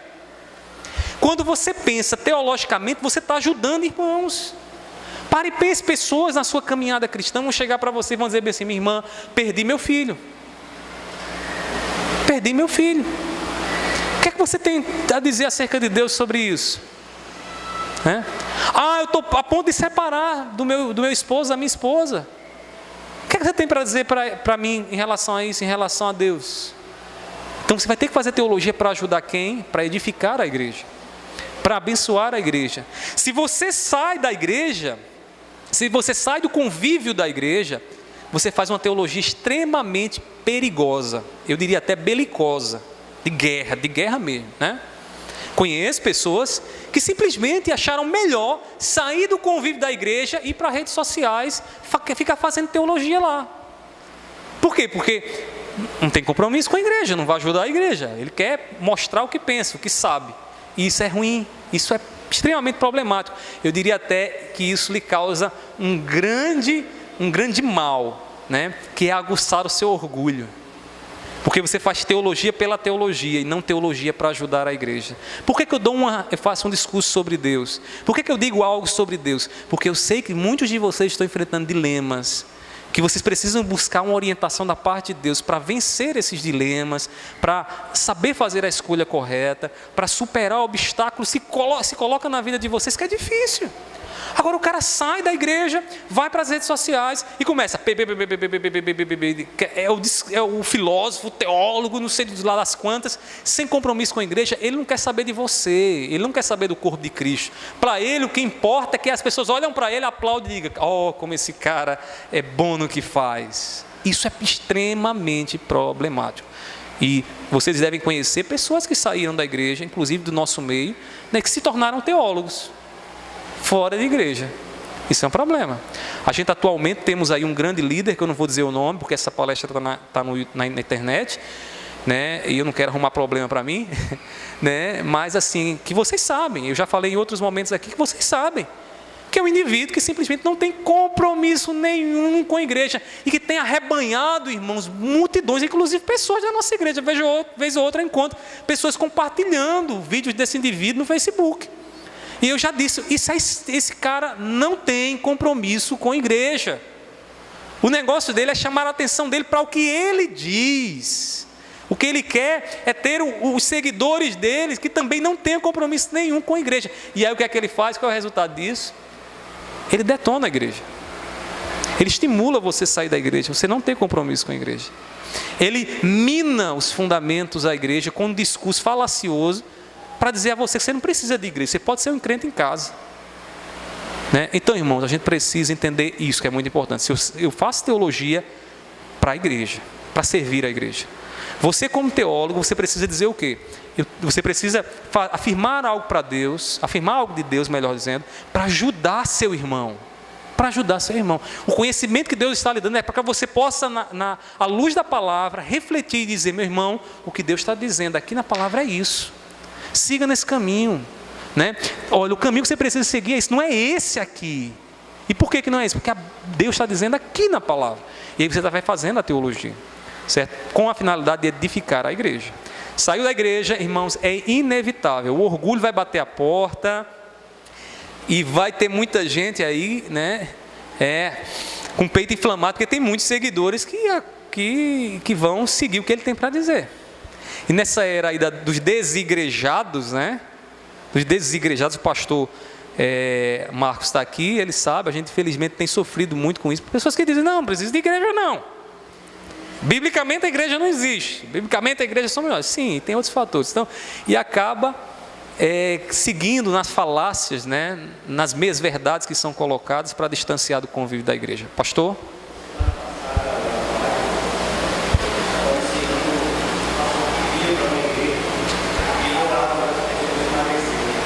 Para a pessoa emagrecer.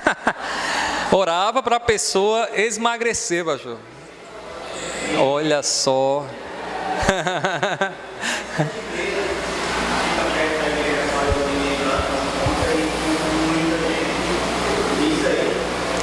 Né, rapaz? Foi, né? É lamentável, né? Não, já vi coisas absurdas, irmãos. Não é como o pastor disse, pessoas em busca do emagrecimento, né? Eu não tenho problema com isso, não iria nunca para ele, né? Se fosse para engordar, né? Para ganhar uns quilinhos aí, e se fosse balanceado também, né? Porque brincadeira, irmãos. Diga. Não, esse endereço aqui não vai passar não. Irmãos, veja só a que ponto. Tudo isso, pense você que está... É teologia, irmãos. Ele arrumou alguma base bíblica para dizer, alguma afirmação de Deus para dizer, orar sobre isso. Já vi outros casos de líderes, pastor, que vão orar pela fertilidade do casal. O casal não engravida e aí chama o casal para orar. Detalhe, onde é que o pastor coloca a mão para orar, irmãos? E está lá orando, né? E tem pessoas acreditando que aquilo ali é assim mesmo. Se o pastor bota a mão, a coisa funciona, né? É oração Viagra, né? Então complica. Diga, Mônica.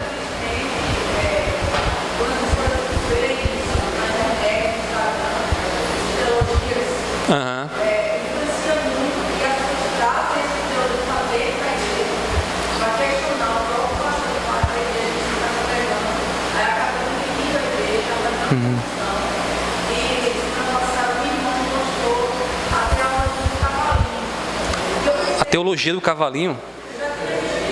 Meu Deus, eu também. Essa é nova.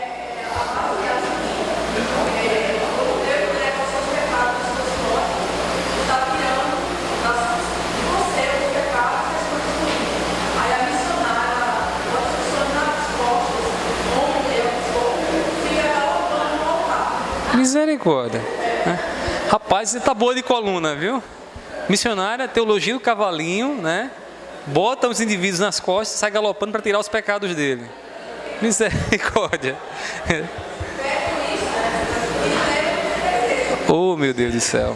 Irmãos, veja o que diz Tiago, capítulo 3, versículo 1. Acompanhe na apostila.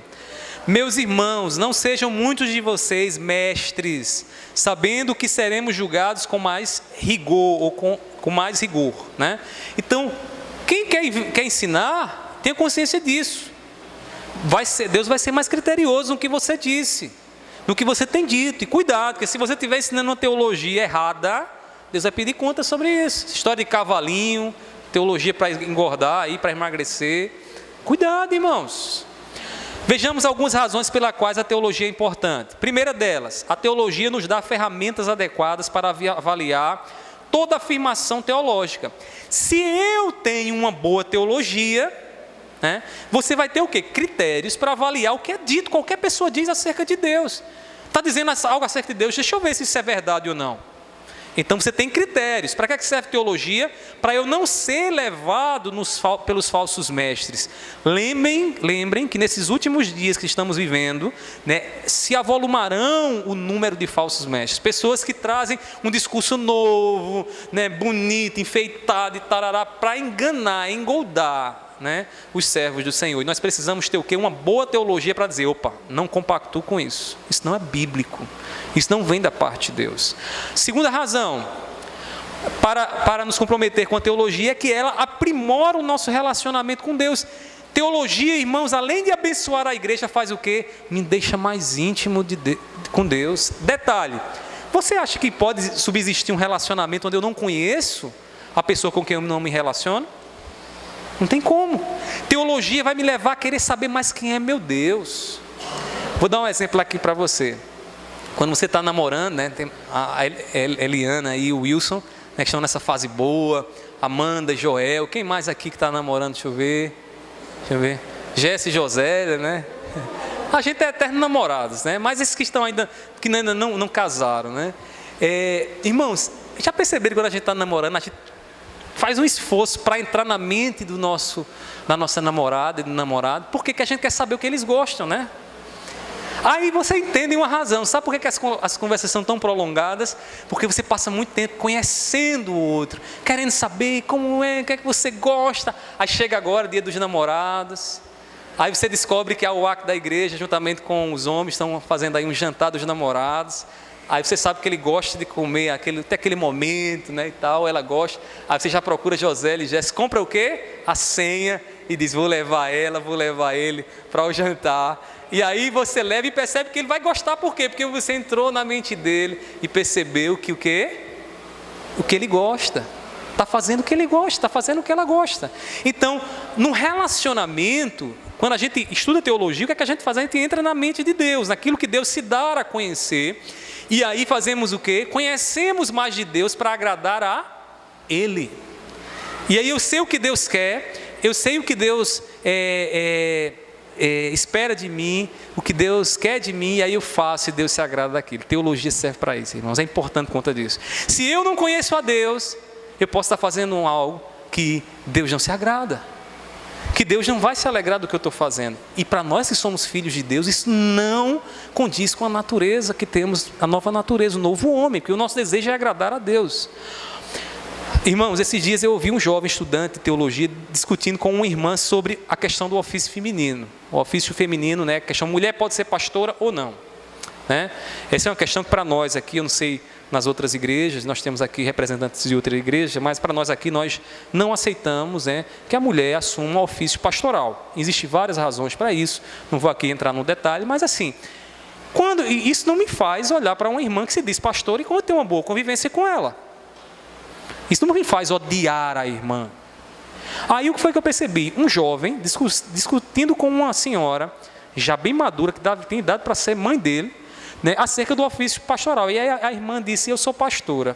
E o jovem, daqueles bem assim, que estão estudando, teólogos, né, sai, a primeira coisa que você precisava entender é que mulher não pode ser pastora, você precisa rever sua teologia. Começou então, eu percebi que criou-se ali um embate, numa situação, né, até constrangedora.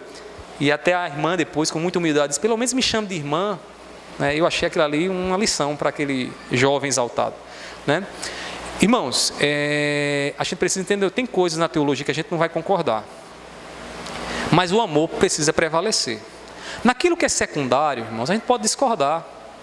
Naquilo que não diz respeito à nossa salvação, por exemplo, tem igreja, tem denominações que não concordam tudo integralmente com a nossa confissão de fé. Naquilo que é secundário, a divergência. Mas o amor está sobre isso, irmãos.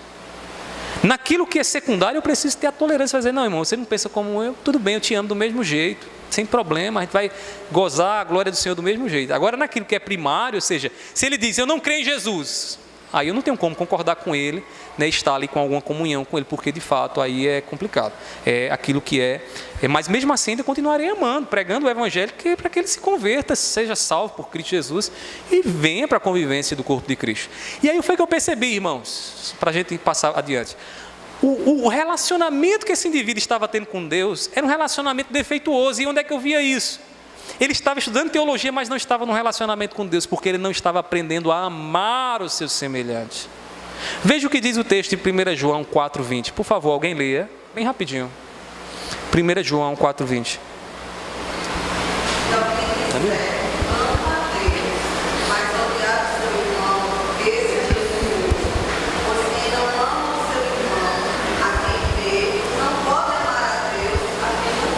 Como é que eu disse que eu estou conhecendo a Deus se o amor não é visto em mim?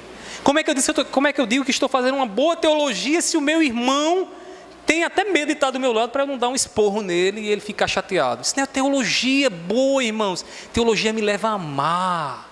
Mesmo que a gente tenha divergências em pensamentos secundários, a gente precisa entender isso, irmãos. É a essência. O que é que disse Paulo lá em 1 Coríntios 13? Ele vai dizer, ainda que eu tenha todo o conhecimento, se eu não tiver amor, o que é, irmãos? Nada serei nada, serei como uma lata batendo, um sino batendo sem som, sem direção. Terceira razão porque devemos nos importar com teologia. Teologia é importante porque a verdade e a experiência estão relacionadas. É aqui que entra aquilo que a gente falou inicialmente. Lembra da irmãzinha que estava aflita porque achava que ia perder a salvação dela? A experiência dela vinha de quê? Vinha de uma reflexão teológica. Quer ela tivesse consciência disso ou não, ela estava sofrendo, angustiada. Por quê? Porque partiu de uma verdade que ela acreditava ser verdadeira, né, em relação a Deus, uma afirmação que ela acreditava ser verdadeira em relação a Deus. Ela acreditava que Deus poderia soltar ela, abandonar ela e dizer, agora você se vire. E ela estava angustiada por conta disso. Então, irmãos, a gente precisa entender isso, né? Precisa entender que teologia vai me levar ao quê? A entender essa relação da verdade com a experiência. Se eu tenho uma compreensão teológica defeituosa, eu vou ter uma compreensão, uma experiência defeituosa. Vou dar um exemplo para vocês aqui, e esse é puxão de orelha nessa igreja. Esse é puxão de orelha nessa igreja. Tem muitos irmãos aqui que na teologia do culto, não entenderam a importância e a dimensão do culto. Só chegam atrasados. Está percebendo como verdade teológica e experiência estão relacionados? Sabe o que é que acontece? Ele diz bem assim, não, o culto na cabeça dele é o seguinte, o culto é um momento que eu vou para a igreja, sento no banco e assisto o que é que está acontecendo lá na frente. Se vai ter o pastor pregando, vai ter uma música boa, se vai ter um grupo aqui fazendo alguma coisa diferente, se vai ter alguma encenação aqui no data show, então eu vou assistir ao culto.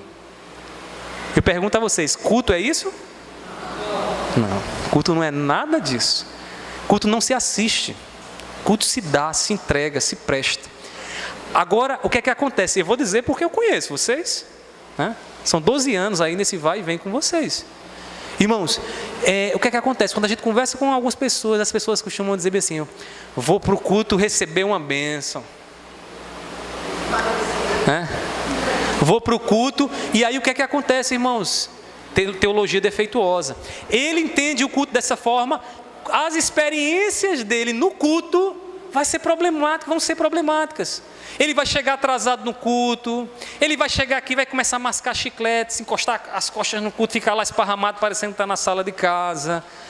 Ele não tem a dimensão que onde tiver 2 ou 3 reunidos no seu nome, o Senhor se faz presente. É reverência que se deve ser prestada. Tudo isso acontece por quê? Por um conhecimento, um entendimento teológico defeituoso acerca de quê? Do culto. Então, eu preciso pensar teologia para que a minha experiência seja uma experiência de fato autêntica. Autêntica. Se você não tem um pensamento teológico correto, bíblico, como Deus ensina, sua experiência com Deus vai ser afetada. Vai ser afetada diretamente, e por isso que é tão importante pensar a teologia. Irmãos, diante de tudo isso, não podemos prescindir da teologia, amém? Podemos prescindir? Não precisa de teologia de forma alguma. Caso contrário, estaremos correndo o risco de viver uma relação defeituosa com Deus e, consequentemente, com o nosso próximo. Por fim, cabe ainda responder a questão, como distinguir então, pastor, uma boa teologia de uma má teologia? Já vimos aqui o que é teologia, qual a importância da teologia, e para a gente encerrar agora, como distinguir, como separar o joio do trigo, aquilo que é bom daquilo que é ruim, tá certo? Então vamos lá. O teólogo é alguém que dá instruções acerca de Deus à comunidade, que é a igreja, ou ao grupo. Então, quando você faz teologia, você está instruindo, não tem para onde correr não. E se você não tem consciência disso, saiba que pessoas estão sendo orientadas por você, teologicamente. Se você diz à pessoa, por exemplo, mulher, vai orar mais. O que é que você está dizendo aí? Você está dizendo o seguinte, que há coisas na sua vida que Deus decretou e que só vai dar quando você orar. Com uma definição tão rebuscada assim, você talvez não diga isso, mas a afirmação implica isso. Então, quando você faz alguma afirmação acerca de Deus, você está fazendo teologia. Quer queira você tenha consciência disso ou não, está lá um teólogo, a teóloga e o teólogo dizendo algo acerca de Deus. E isso deve ser feito para a instrução da comunidade e para o bem da comunidade. Vejamos aqui alguns pressupostos saudáveis da teologia. Deixa eu lhe dizer aqui antes de continuar. O que são esses pressupostos? São coisas que você precisa perceber, tem como um pressuposto que vem antes, suposto anteriormente a qualquer afirmação teológica. Se esses pressupostos estiverem na teologia, certamente a teologia é saudável. Certo? Certamente a teologia é saudável. São alguns deles eu vou colocar para vocês aqui. Primeiramente, uma teologia saudável crê que Deus se revela de forma especial nas Escrituras. Não há como eu ter uma teologia saudável se eu acho que Deus se revela na cabeça de um indivíduo lá, não sei lá das quantas. Eu coloque a Bíblia e a autoridade papal, do Papa, em pé de igualdade, do mesmo patamar. Se eu penso assim, o que é que acontece, irmãos? Eu estou menosprezando a revelação especial de Deus, e eu não posso fazer uma teologia saudável, porque eu vou confiar demais no que o homem está dizendo, no que o Papa está dizendo, no que a tradição católica está dizendo. Essa foi boa. Esse pessoal é criativo demais, Mostra aí para o pessoal aí atrás, para eles verem, para eu não rir sozinho, vai lá. Vamos lá. Primeiro pressuposto, certo? Tem outra aí dentro, só você trocar quando acabar, tá bom? Vamos lá. Segundo, além disso, uma teologia saudável usa como critério de interpretação os aspectos históricos e literários das Escrituras. Antes de explicar esse segundo ponto, deixa eu dizer aqui uma coisa para vocês. Sabe aquele indivíduo que vai para a Bíblia e diz, eu acho que é assim. Esses dias eu vi alguém aqui na igreja fazendo teologia assim, no achismo, Eu acho que é assim. A questão não é você achar que é assim.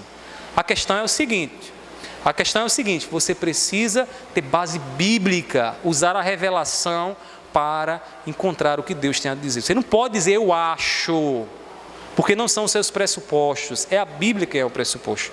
Enquanto isso, o diácono vai estar recolhendo a oferta da EBD, os irmãos que trouxerem, podem entregar a ele, em nome de Jesus. Vá. Segundo, irmãos, uma teologia saudável usa critérios de interpretação, como critérios de interpretação, os aspectos históricos e literários da Bíblia. A Bíblia é um livro, é um mito que tem aqui, irmãos? É mito? Jesus é um mito? Sabe o que é um mito? Uma história que não tem história, é uma história contada para justificar a realidade, mas que não tem bases históricas? Não. Jesus foi um homem de verdade, que esteve entre nós, e carne e osso, que habitou entre nós, e a Bíblia foi escrita por homens. Então, qualquer teologia que diga que Jesus não é um personagem histórico, não é homem de carne e osso, não foi homem de carne e osso, e que era Deus também, pode ter certeza que essa teologia não é boa. Nós temos aqui, aqui muito próximos de nós, igrejas que afirmam que Jesus não é um personagem histórico. Igrejas grandiosas, não preciso dizer o nome, a gente já falou isso aqui em outro momento, que afirmam que Jesus não é Deus. Que o Mar Vermelho, por exemplo, não existe. Aconteça. O que é isso? Jogar na lata do lixo a história e a literatura que a Bíblia é. Então, teologia construída que não leve Jesus como personagem histórico, pode abrir mão e dizer, olha, tem valor para mim não. Tem valor para mim não. Terceiro, teologia saudável mantém coerência entre as várias partes da teologia. Teologia. Tem muitas coisas na teologia que precisam ser organizadas. Quando você faz uma afirmação teológica, você tendo que organizar outras coisas. Tá ok? Por exemplo, quando eu digo que Deus se revela, eu estou fazendo uma afirmação teológica, que eu vou ter que organizar como é que Deus se revela e o seu conhecimento se torna verdadeiro se é comunicado por meio de homens falhos. Está vendo como isso leva a implicações mais profundas? Então, quando uma afirmação teológica, ela precisa ser coerente. Elas precisam ser coerentes com a palavra de Deus. Vou dar um exemplo. Na nossa soterologia, que é a doutrina da salvação, nós cremos que a salvação é por meio da graça. Por meio da graça. O que quer dizer isso? Que eu faço alguma coisa para ser salvo? Eu pratico umas obrazinhas, dou esmola, faço sopão, então para ser salvo? Não. Eu sou salvo porque Deus me resgatou. É uma graça, é um favor que eu não mereço que me salva. Cristo Jesus, tem base bíblica aí de balde, nas Escrituras, para a gente poder defender isso. Agora, existe uma teologia que diz que o homem precisa fazer coisas para ser salvo. A teologia pelagiana, o catolicismo ensina isso. Tem que cumprir ritos para ser salvo, os sacramentos. Sem os sacramentos você não vai ser salvo. E aí, isso faz depender de quem? A salvação? De quem? De mim. Então, quando eu percebo que a salvação é uma graça, que Deus é um Deus gracioso, a salvação, em coerência com o Deus gracioso, se manifesta por meio de quê? Do favor de Deus. A salvação é Deus dando favor a nós. Nós precisamos organizar isso. Toda boa teologia busca fazer essa organização aí. Tá certo? Por fim, uma teologia saudável centraliza o Evangelho de Cristo. Para finalizar, gostaria de fazer algumas aplicações práticas de tudo que a gente falou. Primeira delas, estude teologia com o propósito de viver para Deus e para o próximo. Pastor, eu não sei se eu vou ler nenhum livro daqui para o final da minha vida. Se você não vai ler um livro, não vai estudar, sentar para estudar, mas que vai fazer teologia, tenha sempre em mente isso. Viva para Deus, para a glória de Deus. Que a tua teologia lhe leve a ter um relacionamento mais íntimo com o Senhor. A amar cada vez mais Deus. A viver para Deus. E para o teu próximo, que é a consequência, vem a reboque. Se eu vivo para Deus, meu próximo é abençoado. Então, faça isso.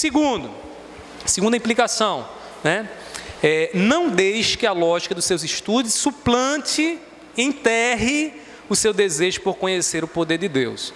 Tem coisas, irmãos, que a lógica não vai encontrar explicação. Tem coisas no Deus imanente, no Deus que está presente aqui, que vão acontecer na sua vida e na minha vida, que você não tem como explicar. Então deixa eu lhe dizer uma coisinha aqui, antes de querer sair dando explicação de tudo. Querer ter sempre uma respostazinha pronta na ponta da língua. Lembre o seguinte, tem coisas que você não vai explicar. E eu poderia enumerar um bocado delas aqui. Por exemplo, como é que Deus é soberano sobre todas as coisas? Ele governa sobre todas as coisas. Ele tem a nossa vida, nossos filhos, nossa família na palma das suas mãos. Mas no final das contas, no dia da condenação, Ele vai pedir de conta da sua vida e da minha vida, porque eu e você somos responsáveis pelas nossas escolhas. Como conciliar o Deus soberano e as nossas escolhas? Mistério, humildade. Senhor, esse conhecimento é profundo demais para mim. Deuteronômio 29, coisas encobertas que não pertencem a nós, mas que é um fato. Deus é soberano e nós temos responsabilidade. Como é que Deus pode, na conta de Deus, funciona assim, Vamos lá, ver se vocês são bons de matemática. 1 mais 1 igual a... Vamos lá, ver se vocês são bons de matemática, vamos lá. 1 mais 1 é igual a? Nas contas de Deus é igual a? Como é que isso acontece, pastor? Pai, Filho e Espírito Santo. Pastor, isso aqui, como é que eu vou explicar isso aqui? É o que eu estou falando para você. É revelação. Deus quis revelar assim. Ele não quis dar explicações racionais a você, lógicas. Isso aqui é o que a gente chama de uma explicação, provavelmente, supra-racional, que vai acontecer. O que é isso aqui? Isso aqui é o seguinte, pastor, explica essa palavra feia aí. Supra-racional, porque no momento nós não temos racionalmente, usando essa inteligência que você tem, como compreender que 1 mais 1 é igual a 1. Mas no nível mais elevado, ou seja, supra-racional, quando tivermos uma racionalidade diferente, modificada, com um corpo glorificado, é possível, e eu suponho que nós iremos compreender essa conta. Porque como é que Deus pode ser Pai, Filho e Espírito Santo e ser Deus e todos três serem diferentes e serem um ao mesmo tempo? Isso é difícil, mas a Bíblia revela. E eu preciso ter o quê? A humildade para dizer, eu não entendo. Não adianta eu discutir com você, querer explicar o negócio desse, que eu não tenho como explicar, agora está revelado. E eu sei do seguinte, isso só me mostra que a Bíblia não é um livro comum, porque se fosse um livro criado por homens, nenhum homem em sã consciência faria uma conta 1 mais 1 mais 1 mais 1 é igual a 1. Faria 1 mais 1 mais 1 mais 1 é igual a 3. E eu só vejo Deus em tudo isso. Então tenhamos humildade, irmãos. Estude para ter um relacionamento mais íntimo com Deus. Estude para ser uma bênção na vida do seu irmão, né? E não para que o teu conhecimento acerca de Deus e da Bíblia te sirva para inflar o orgulho dentro do seu coração. Amém? Vamos agora para as perguntas? Terminamos, né? Eu voei aqui com vocês, tá certo? Eu espero que vocês tenham aí adquirido um pouco mais de informação. Leve essa apostila para casa, leia ela, faça as observações e depois eu estou aqui para ajudar vocês. Deixa eu dizer só uma coisinha antes da gente encerrar, irmãos.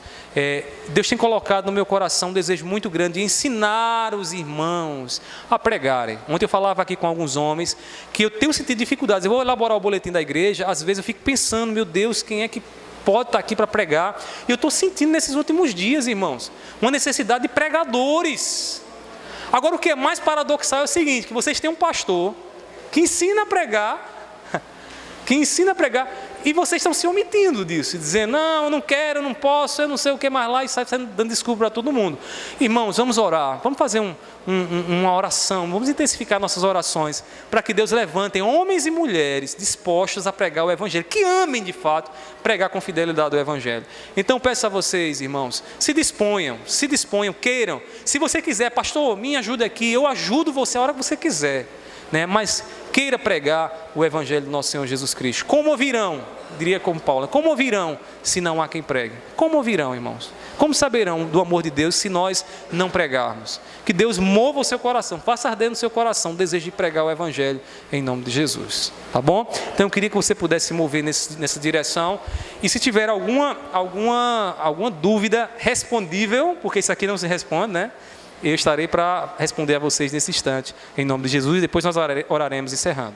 Vamos lá, quem gostaria de fazer a primeira pergunta? Calma, de um por um. Vamos lá. Diante do que foi exposto, alguma pergunta? Entenderam tudo? Nenhuma duvidazinha, nenhuma perguntinha?